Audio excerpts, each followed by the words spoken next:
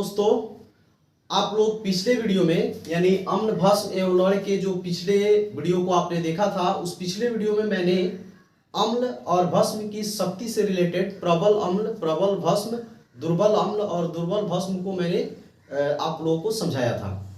अब उसी से रिलेटेड अगला टॉपिक हम लोगों को देखना है और वो अगला टॉपिक आपका क्या होगा, वो अगला टॉपिक होने वाला है पीएच स्केल। ठीक है ना फ्रेंड्स। तो देखिए पीएच स्केल ये क्या होता है। सबसे पहले मैं आपको बता दूं कि आपने प्रबल अम्ल, प्रबल भस्म, दुर्बल अम्ल, दुर्बल भस्म के बारे में आप जब जाने थे तो आप लोगों को मैंने बताया था कि प्रबल अम्ल क्या होते हैं, जो जल में घुलकर अधिक मात्रा में हाइड्रोजन आयन दे, और दुर्बल अम्ल वो होते हैं जो जल में घुलकर कम मात्रा में हाइड्रोजन आयन दे। ठीक वैसे ही आप लोगों को भस्म के बारे में बताए थे कि जो जल में घुलकर अधिक मात्रा में हाइड्रोक्साइड आयन दे वो आपका प्रबल भस्म होता है, और जो जल में घुलकर कम मात्रा में हाइड्रोक्साइड आयन दे वो आपका क्या कहलाता है, दुर्बल भस्म कहलाता है। लेकिन आखिर हम लोगों को ये पता कैसे चलेगा कि कौन मतलब कोई पदार्थ जो है जल में घुलने के बाद कितना हाइड्रोजन आयन दे रहा है, इसकी जानकारी हमें कैसे होगी। तो इसी चीज के लिए पीएच स्केल जो है एक मापक यंत्र बनाया गया। आपको बता दें कि इस पीएच स्केल को 1909 में सोरेनसन के द्वारा जो है तैयार किया गया था, जो आपके किसी पदार्थ के जैसे अम्लीय पदार्थ या क्षारीय पदार्थ को आप अगर जल में घोलते हैं तो वो कितनी मात्रा में आपको हाइड्रोजन आयन देंगे या हाइड्रोक्साइड आयन देंगे, उन्हीं की ये मात्रा को दर्शाता है पीएच स्केल। पीएच का मतलब क्या होता है, तो देखिए यहाँ पे ये पीएच है, इसमें P का मतलब होता है पोटेंज, P का मतलब होता है पोटेंज। पोटेंज का मतलब आप पावर समझ सकते हैं, क्या समझ सकते हैं, पावर। और H का मतलब तो हाइड्रोजन होता ही है। तो इस तरह से आपको पीएच का फुल फॉर्म यानी पीएच का मतलब क्या निकल के आता है, तो पावर ऑफ हाइड्रोजन या पोटेंज ऑफ हाइड्रोजन, यानी इसको हम हिंदी में बोल सकते हैं हाइड्रोजन की शक्ति, हाइड्रोजन की शक्ति। ठीक है ना। यानी कि ये पीएच स्केल जो होगा वो हाइड्रोजन की शक्ति को मापेगा, यानी वो अम्लीय है तो कितना अम्लीय है, क्षारीय है तो कितना क्षारीय है। ठीक है ना। तो ये जो है आपको हाइड्रोजन की ये शक्ति के द्वारा बताता है, यही आपका होता है पीएच। ठीक है ना। तो सबसे पहले हम लोग पीएच स्केल का डेफिनेशन जान लेते हैं कि पीएच स्केल क्या होता है। ठीक है ना। What is pH scale. तो आपको बता दें दोस्तों कि पीएच स्केल एक ऐसा पैमाना है जो किसी पदार्थ की अम्लीय, क्षारीय या उदासीन होने की सूचना देता है, या आप इसे ऐसे भी बोल सकते हैं कि पीएच स्केल एक ऐसा पैमाना है जो हाइड्रोजन की शक्ति को बताता है। अकॉर्डिंग टू इसके जो पीएच दिया गया है, इसके फुल फॉर्म के अनुसार इसका डेफिनेशन भी आप दे सकते हैं। ठीक है ना। तो पीएच स्केल क्या है, तो पीएच स्केल ऐसा पैमाना है जो किसी विलयन की अम्लीय, क्षारीय या उदासीन होने की सूचना देता है, या आप ऐसे भी बोल सकते हैं कि जो हाइड्रोजन की शक्ति को मापता है। ठीक है ना। तो ये होता है आपका पीएच स्केल। इसका आंसर हम यहाँ पे लिख दे रहे हैं दोनों। देखिए पीएच स्केल एक ऐसा पैमाना है जो किसी विलयन के अम्लीय, क्षारीय या उदासीन, क्षारीय और उदासीन, और लिख लीजिए उदासीन होने की सूचना देता है। या आप इसका दूसरा डिफिनेशन ऐसे भी डाल सकते हैं, इसके दूसरे डिफिनेशन को हम यहां पे लिख देते हैं। यहां पे देख लीजिए, देखिए यहां पे पीएच स्केल एक ऐसा पैमाना है जो हाइड्रोजन की शक्ति बताता है। ठीक है ना। ऐसे भी जैसे पीएच का फुल फॉर्म क्या हो रहा है, पोटेंज ऑफ हाइड्रोजन या पावर ऑफ हाइड्रोजन, इसका मतलब हुआ हाइड्रोजन की शक्ति। तो जो हाइड्रोजन की शक्ति बताएगा वो आपका क्या कहलाएगा, पीएच स्केल कहलाएगा। या ऐसे भी बोल सकते हैं कि पीएच स्केल एक ऐसा पैमाना है जो किसी विलयन के अम्लीय, क्षारीय या उदासीन होने की सूचना देता है। तो आप इसका स्क्रीनशॉट फिलहाल लीजिए। अब मैं आगे आपको दिखाने वाला हूँ कि पीएच स्केल आखिर होता कैसा है और उसे मापते कैसे हैं, ठीक है ना। चलिए आप इसका स्क्रीनशॉट लीजिए।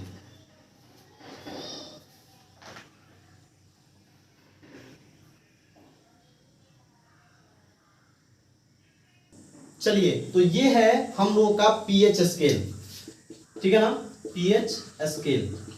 आप बहुत अच्छे से इसको समझ लीजिए। देखिए पीएच स्केल जो होता है उस पर 0 से लेकर के 14 तक अंक अंकित रहते हैं, ठीक है ना। अब इसमें क्या होता है आपको बता देते हैं। 0 से 7 तक और 7 से 14 तक, ये 2 पार्ट में बटा होता है।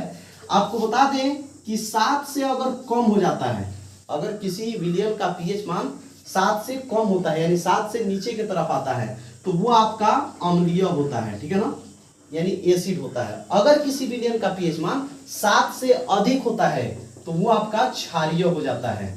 और अगर किसी विलयन का पीएच मान ठीक 7 होता है तो वो आपका उदासीन हो जाता है, ठीक है ना। तो आप लोग ध्यान रखिएगा, अगर पीएच मान जो है वो अगर 7 से कम है तो इसका मतलब है कि वो क्या है, विलयन अम्लीय है। अगर किसी विलयन का पीएच मान 7 से कम है तो वो क्या होगा, अम्लीय होगा। ठीक उसी प्रकार अगर किसी विलयन का पीएच मान 7 से अधिक हो जाता है तो वो जो है आपका क्षारीय हो जाता है, यानी कि वो भस्मीय हो जाएगा। और ठीक अगर किसी विलयन का पीएच मान 7 के बराबर हो जाता है तो आपको बता दें कि वो विलयन उदासीन हो जाता है, ठीक है ना। तो इसे खूब अच्छा से आप याद रखिए, ठीक है ना। 7 से कम जाएगा अम्लीय, 7 से अधिक जाएगा क्षारीय, अगर ठीक 7 रह गया तो उदासीन, ठीक है ना। अगर 7 के बराबर आ गया तो उदासीन। ये क्वेश्चन आपके एग्जाम में लगभग हमेशा पूछे जाते हैं, तो इसे आप लोग मतलब इंपॉर्टेंट समझ के याद रखिएगा। अब एक चीज और भी इसमें हम बताने वाले हैं आपको। देखिए आप 7 के पास से जितने 0 के तरफ आइएगा, मतलब जितने ही 0 के तरफ आप बढ़ते जाइएगा, यहाँ पे क्या लिखा गया है, अम्लीयता बढ़ता है, या और तीर निशान यहाँ पे आपको दिखाया गया है। यानी कि अगर आप यहाँ से इधर बढ़ रहे हैं तो इसका मतलब है कि अम्लीयता बढ़ रहा है। इसका मतलब ये हुआ कि जैसे मान लीजिए कि कोई 2 विलयन है, जैसे मान लीजिए कि एक विलयन ए है, दूसरा विलयन बी है। ए विलयन का पीएच मान लीजिए 6 है, बी विलयन का पीएच मान लीजिए 3 है। तो अगर आपसे पूछा जाए कि ये दोनों विलयन में सबसे अधिक अम्लीय यानी सबसे प्रबल अम्लीय कौन होगा, तो देखिए यहाँ पे पहले आपको क्या दिख रहा है, 6, उसके बाद क्या दिख रहा है, 3, यानी कि 7 से ये इधर है तो इधर के तरफ आ रहे हैं, तो 3 जो है 6 के बाद पड़ रहा है, ठीक है ना। तो ये क्या हो जाएगा, अधिक अम्लीय हो जाएगा, यानी कि विलयन बी वाला जो होगा इस ये 6 वाले से, यानी कि विलयन ए वाले से ये क्या होगा, अधिक अम्लीय होगा, ठीक है ना। तो इसे आप लोग ध्यान में रखिएगा। मतलब 7 से हम जितना ही नीचे की तरफ आते हैं, 6, 5, 4, 3, 2, 1, जितना ही नीचे की तरफ आएंगे अम्लीयता उतना ही अधिक बढ़ती है। और ठीक यहाँ पर देखिए, यहाँ पे आपको क्या दिखाया गया है, देख सकते हैं आप लोग, 7 से आप जितना ही आगे की तरफ बढ़िएगा क्षारीयता आपकी बढ़ती जाएगी, उस विलयन की क्षारीयता क्या होती जाएगी, बढ़ती जाएगी। यानी कि ठीक ऐसे ही एक मान लीजिए विलयन आपका, यहाँ पे समझिए, जैसे मान लीजिए एक विलयन ए है जिसका पीएच मान 8 है, दूसरा विलयन बी है जिसका पीएच मान 11 है। तो आपसे अगर पूछा जाए कि इसमें सबसे अधिक क्षारीय कौन है, तो आप किसका नाम लीजिएगा, बी वाले का। क्यों, क्योंकि यहाँ पे इसका पीएच मान कितना है, 11, ठीक है ना, और ए का पीएच मान कितना है, 8।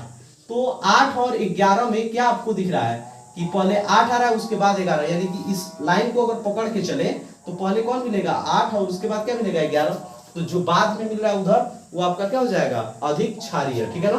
तो इसमें 7 से जितना ही नीचे आइएगा तो अधिक अम्लीय होगा, और इसमें 8 से जितना ही आगे जाइएगा, मतलब 7 से जितना ही आगे जाइएगा वो उतना ही अधिक क्षारीय होता जाएगा, ठीक है ना। तो उम्मीद है कि ये पीएच स्केल भी आपको अच्छी तरह से समझ में आ गया होगा। चलिए आप इसका स्क्रीनशॉट लीजिए, आगे हम लोग देखते हैं।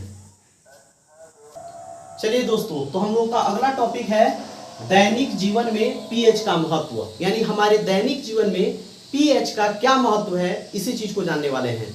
तो देखिए पहला इसका है पाचन तंत्र में पीएच का महत्व। तो दोस्तों ये पाचन तंत्र में पीएच का क्या महत्व है, क्या रोल है, ये चीज हम लोग देख लेते हैं।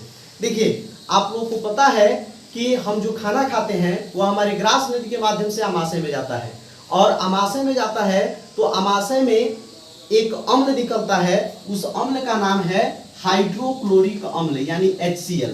हाइड्रोक्लोरिक अम्ल का जो है पीएच मान लगभग 1 होता है। कितना होता है? 1। और ये पीएच मान 1 पर किसी तरह का कोई नुकसानदायक हमारे लिए ये नहीं होता है, ठीक है ना। अगर हम खाना खाते हैं, वो खाना आपके आमाशय में जा रहा है, तो आमाशय में जो अम्ल का स्राव होता है वो अम्ल होता है हाइड्रोक्लोरिक अम्ल। और यदि हाइड्रोक्लोरिक अम्ल जो उसमें स्राव होता है उसका पीएच मान 1 रहता है तो किसी तरह की कोई समस्या नहीं है, ठीक है ना। अगर यही पीएच वैल्यू 1 से ज्यादा हो जाए या 1 से कम हो जाए, मतलब जो कुछ भी हो जाए, अगर इसके वैल्यू में अगर चेंजिंग हो जाती है तो वो आपके लिए कष्टदायक हो जाता है। इससे क्या होता है, जैसे अगर पीएच वैल्यू इसका बढ़ जाता है तो इससे आपको क्या हो सकता है कि आपका पाचन तंत्र बिगड़ जाएगा, आपके आमाशय में भोजन नहीं पच पाएगा और जिसके कारण आपको एसिडिटी हो जाएगी यानी कि गैस हो जाएगी। और इस परिस्थिति में जब आपको गैस होती है, जैसे आप लोग देखे होंगे कि अगर किसी को स्वादिष्ट भोजन मिल जाता है तो स्वादिष्ट भोजन जब मिल जाएगा तो वो खाते जाता है, यानी कहने का मतलब है कि वो मानता ही नहीं है, मतलब जब तक पूरा नट्टी तक घूरेगा नहीं भोजन को तब तक वो ससुरा मानेगा ही नहीं। और इसका नतीजा क्या होता है, इसका नतीजा आप लोग समझते हैं, और पेटवे जो है आपका फूल जाता है, और पेटवा जब फूल जाता है तो ऐसे करके चलेगा। साथ ही साथ भोजन जब ठीक से नहीं पचेगा तो अब एक बाद उसको क्या होगा समझ सकते हैं। एक बाद ओकरा पेट में खलबली मचेगी यानी गड़गड़ाहट शुरू होगा, और ये गड़गड़ाहट एक गैस का रूप लेती है जो उसको बेचैन कर देती है। और इस तरह से उस बेचैनी से राहत पाने के लिए उसे क्या करना पड़ता है, तो उसे दवा लेनी पड़ती है। लेकिन आपको ये भी बताएंगे कि आपको दवा लेने की जरूरत नहीं है, ये आप आसानी से ठीक कर सकते हैं। कैसे? तो आपके घरों में नॉर्मल कुछ भस्म चीज होते हैं। देखिए ये है एसिड, और आपको पिछले वीडियो में एसिड और बेस के यानी अम्ल और भस्म के जब गुणों को हमने पढ़ाया था तो आपको बताया था कि अम्ल भस्म को उदासीन कर देता है और भस्म अम्ल को उदासीन कर देता है। यानी आपके अंदर एसिडिटी हुई है, यानी एसिड की मात्रा बढ़ गई है, तो उस परिस्थिति में आपको क्या करना है, भस्म लेना है। और भस्म वो क्या होगा जो आपके घर में मिल जाएगा, तो वो होगा सोडा, खाने वाला सोडा जो होता है ना, वो सोडा। ये सोडा की जो प्रकृति होती है वो क्षारीय होती है यानी भास्मिक होती है। तो अगर आपका पेट ऐसे बिगड़ जाए यानी पेट में हलचल उत्पन्न होने लगे, आपका पेट गुड़गुड़ाने लगे ज्यादा खा लेने के बाद, तो ऐसी परिस्थिति में समझ जाइएगा कि आपको एसिडिटी हो गई है और गैस बन गया है। और इस चीज को दूर करने के लिए आपको क्या लेना पड़ेगा, सोडा। थोड़ी सी मात्रा सोडा ले लीजिए, आपके पेट में जो एसिडिटी हुई है उसको वो कंप्लीटली मतलब समझिए डाउन कर देगा, एसिडिटी को, गैस को कम कर देगा, और तब जो है आपको राहत मिल जाएगी। तो ये है पाचन तंत्र में पीएच का महत्व। अब हम लोग दूसरा देखेंगे। चलिए दोस्तों, तो अब हम लोग दूसरे टॉपिक को देखते हैं, और ये दूसरा क्या है पॉइंट इसका कि पीएच परिवर्तन का दांतों पर प्रभाव। यानी कि पीएच का आपके दैनिक जीवन में महत्व केवल पाचन तंत्र में ही नहीं, आपके दांतों पर भी इसका प्रभाव पड़ता है। कैसे? तो चलिए हम आपको बताते हैं। जैसे आप जो भी मीठा चीज खाते हैं यानी शुगर वाला, शर्करा युक्त तो अगर कुछ भोजन आप करते हैं तो वो क्या होता है कि आपके दांतों के बीच फंस जाता है, और जैसे ही शर्करा युक्त चीजें आपकी दांतों के पास फंस जाती है तो बैक्टीरिया आ जाते हैं, उसे तोड़ने लगते हैं दांत में। इसलिए बहुत किसी को आप देखते होइएगा खाना खाने के बाद ऐसे वो बाती का कुछ ले लेगा लोग, जिसको खोरना कहते हैं, और दांत में खोरते रहेगा उसको निकालते रहेगा लोग। इसका कारण क्या है? कारण यह है कि अगर वो आपके दांतों में फंसे रह जाए तो बहुत सारे बैक्टीरिया आके उसे तोड़ेगा लोग, और आपका लार तो वैसे भी क्षारीय होता है। आपकी लार का जो पीएच मान होता है ना, वो क्या होता है, क्षारीय होता है, आपका क्षारीय होता है आपका लार।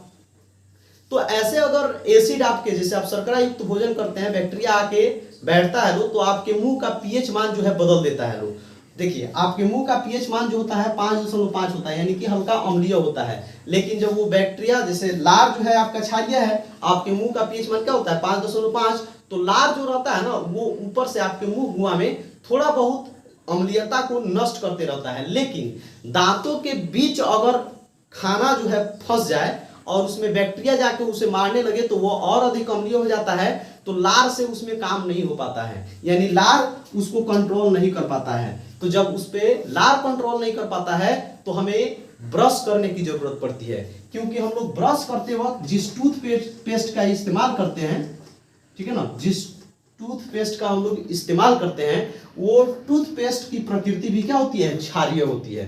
और वो क्षारीय होने के कारण आपके दांतों में भी जो अम्ल रहते हैं उनको वो क्या कर देता है, नष्ट कर देता है, उदासीन कर देता है। अगर आप टूथपेस्ट यानी कि ब्रश नहीं करते हैं, अपने दांतों को साफ नहीं करते हैं, तो इसका नतीजा ये होगा कि वो अम्ल जो है आपके दांत के ऊपरी परत, जिसे हम इनेमल बोलते हैं, उसको वो क्षति पहुंचा सकता है और आपका दांत खराब हो सकता है। ठीक है ना। तो इसीलिए टूथपेस्ट जो बनाया जाता है वो क्षारीय प्रकृति का बनाया जाता है। अगर आपके घर टूथपेस्ट नहीं है, मान लीजिए खत्म हो गया है, तो इस परिस्थिति में आप क्या कर सकते हैं, तो इस परिस्थिति में आपको करना यही होगा कि नीम का दातुन लेकर के, ठीक है ना, नीम का दातुन आप लोगों को बताए थे कि नीम जो है कड़वा लगता है, यानी इसका मतलब क्या है, ये भस्म है। तो अगर ऐसी कंडीशन आपके पास आ जाती है तो आपको क्या करना है, नीम का दातुन लेना है और उससे जो है आपके दांतों को साफ करना है, क्योंकि उसकी भी प्रकृति क्या होती है, क्षारीय होती है, तो उसकी भी समस्या का हल आपको निकल जाएगा। ठीक है ना। तो चलिए हम लोग देखते हैं अब अगले पॉइंट को। चलिए दोस्तों, तो हम लोग का तीसरा पॉइंट क्या है, थकान के समय शरीर के मांसपेशियों में अम्ल की उत्पत्ति।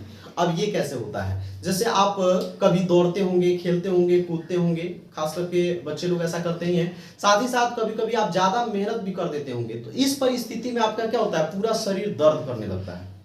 तो आपको लगता है कि हम ज्यादा मेहनत कर लिए हैं और इसी के कारण दर्द हुआ है। तो होता यह है कि आखिर वो दर्द होने का कारण क्या है, तो उसके दर्द का कारण ये होता है कि जब आप ज्यादा मेहनत करते हैं तो उस समय आपके शरीर में ऑक्सीजन की कमी हो जाती है, और ऑक्सीजन की कमी होने के कारण जो है आपके शरीर में लैक्टिक अम्ल का निर्माण होता है। किसका निर्माण होता है, लैक्टिक अम्ल का।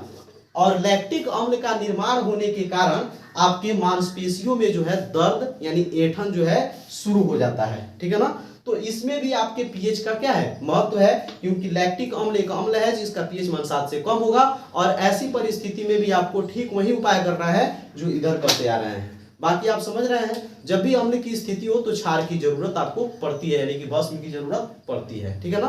तो चलिए हम लोग नेक्स्ट पॉइंट को देखेंगे। चलिए दोस्तों, तो अब हम लोग देखने वाले हैं चौथे पॉइंट को। चौथा पॉइंट क्या बोल रहा है कि अम्ल के प्रयोग से बर्तनों के धब्बों को दूर करना। होता क्या है फ्रेंड्स कि आप कॉपर के बर्तनों को यानी कि तांबा के बर्तनों को आप देखे होंगे। तांबा के बर्तनों में क्या होता है, कुछ हल्के हरे भूरे रंग की एक परत बैठ जाती है उन बर्तनों पर। वो परत क्या होती है, वो होती है कॉपर ऑक्साइड की परत। ठीक है ना, कॉपर ऑक्साइड की परत होती है। ये कॉपर ऑक्साइड जो है प्रकृति में क्षारीय होता है। कैसा होता है, क्षारीय, अपने प्रकृति में क्षारीय होता है। तो कॉपर यानी तांबा के बर्तनों के ऊपर कॉपर ऑक्साइड की जो भूरी परत बैठती है वो क्षारीय प्रकृति की होती है। अब ये कॉपर ऑक्साइड की जो परत उस बर्तन पे बैठती है, जिसके कारण उस बर्तन का रंग जो है वो बेरंग हो जाता है, यानी कि वो खराब दिखने लगता है। तो ऐसी परिस्थिति में क्या किया जाता है, तो कॉपर ऑक्साइड जो है कैसी प्रकृति की है, क्षारीय प्रकृति की। तो इस स्थिति में हम लोग नींबू ले लेते हैं। ठीक है ना, और पहले क्या करते हैं कि नींबू से उस बर्तन को रगड़ देते हैं। ठीक है ना, और तब उसे साफ करते हैं। ऐसा इसलिए किया जाता है क्योंकि नींबू का बर्तन जो है, नींबू जो है वो आपका क्या है, अम्ल है, इसमें सिट्रिक अम्ल पाया जाता है, अम्ल होता है। और कॉपर ऑक्साइड किस प्रकृति का है, क्षारीय प्रकृति का। तो ये नींबू यानी कि ये अम्ल जो है जब क्षार में जाएगा तो क्या कर देगा, उदासीन कर देगा।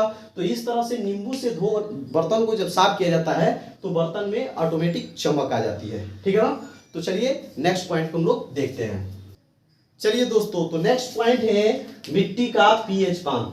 आपको बता दें कि जिस खेतों में यानी कि जिस मिट्टी में फसल उगाया जाता है उस मिट्टी का पीएच मान लगभग 7 होना चाहिए, तभी जो है उसमें आपकी फसल जो है आपकी इच्छा अनुसार मनपसंद हो सकती है, यानी कि जैसा आप चाहेंगे वैसा हो सकता है। अगर इस मिट्टी का पीएच मान 7 से कम है या 7 से अधिक है, यानी कि अम्लीय है या क्षारीय है, तो आपको बता दें कि उसमें फसल जो है अच्छे तरह से नहीं आ पाएंगे।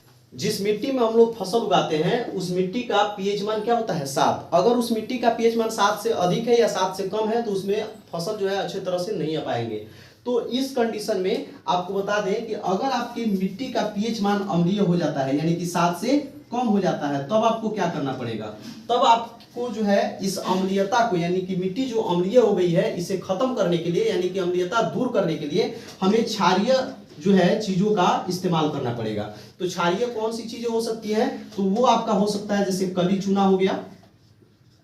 कली चूना, इसका आप लोग इस्तेमाल कर सकते हैं, या चौक का, पाउडर का, ये सब चीज का इस्तेमाल कर, चौक का, ठीक है ना, इस्तेमाल कर सकते हैं, जिसके कारण जो है मिट्टी जो अम्लीय हुई थी अब वो क्या हो जाएगी, उदासीन हो जाएगी और फसल जो है अच्छे तरह से आएंगे। आप एक चीज को ध्यान रखिएगा कि अम्ल क्षार को उदासीन कर देता है और क्षार अम्ल को उदासीन कर देता है, सेम यही फॉर्मूला पे ये सब कुछ चलेगा, ठीक है ना।